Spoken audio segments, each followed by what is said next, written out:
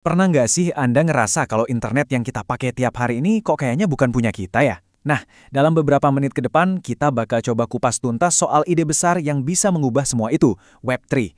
Tenang, kita nggak akan pakai bahasa yang ribet. Tujuannya cuma satu, biar kita sama-sama paham sebenarnya masa depan internet itu mau dibawa kemana.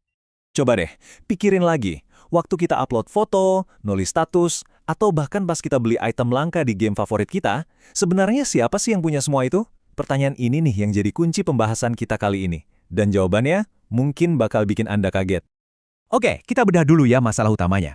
Biar kita ngerti kenapa Web3 ini penting, kita harus lihat dulu kondisi internet yang sekarang kita pakai, atau yang sering disebut Web2. Ya, inilah dunia digital tempat kita hidup saat ini. Nah, kira-kira begini nih pembagian perannya di internet sekarang. Di satu sisi, ada platform-platform raksasa, ya, kita sebut aja gitu. Mereka lah pemiliknya. Mereka yang pegang kendali data kita, aset digital kita. Terus, di sisi lain ada siapa? Ada kita, para pengguna. Peran kita apa? Ternyata cuma jadi penonton dan kontributor konten. Kita yang bikin rame, tapi kita nggak punya apa-apa. Dan disinilah letak masalahnya.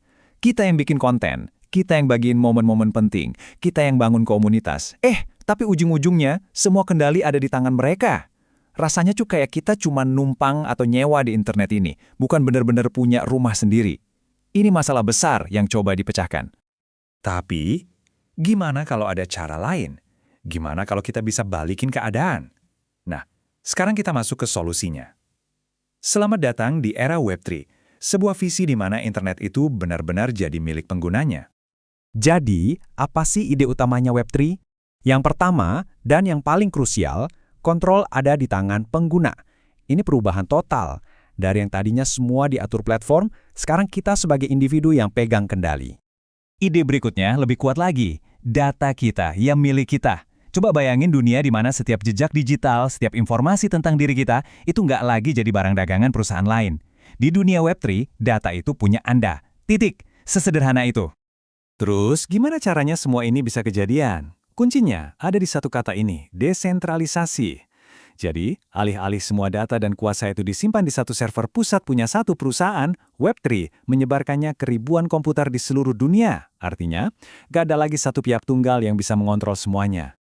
Jadi, kalau mau disimpulkan, Web3 itu adalah perombakan total struktur kekuasaan di dunia digital. Internet yang dibangun dari, oleh, dan untuk penggunanya. Kekuasaan dan kontrolnya dikembalikan lagi ke masing-masing individu. Oke, konsepnya kedengeran keren banget kan? Tapi gimana cara kerjanya di dunia nyata? Yuk, kita lihat komponen-komponen utama yang bikin Web3 ini mungkin terjadi. Dan yang paling penting, gimana semua ini bisa ngasih kita kendali kembali. Ada 4 pilar utama nih. Pertama, wallet digital. Anggap aja ini KTP sekaligus dompet digital Anda di internet baru. Kuncinya cuma Anda yang punya. Kedua, desentralisasi yang tadi udah kita bahas ya. Ketiga, smart contract. Ini tuh kayak perjanjian digital yang otomatis. Gampangnya, bayangin aja mesin penjual otomatis. Anda masukin uang, barang langsung keluar. Nggak perlu kasir, nggak perlu kepercayaan. Semuanya jalan sendiri sesuai aturan. Terakhir, ada DAO. Ini cara baru buat ngatur platform bareng-bareng sebagai komunitas. Bukan lagi cuma diatur sama satu CEO. Lantas, apa artinya ini buat kita sehari-hari? Wah, banyak. Artinya, item game langka yang Anda dapat susah payah atau karya seni digital yang Anda beli, itu benar-benar jadi milik Anda 100%. Nggak ada lagi istilah dipinjamkan sama platform. Identitas online Anda sendiri yang kontrol. Anda juga bisa transaksi langsung ke siapapun, tanpa lewat bank atau perantara lain. Dan yang paling seru, Anda bisa ikut bersuara buat nentuin arah platform yang Anda pakai.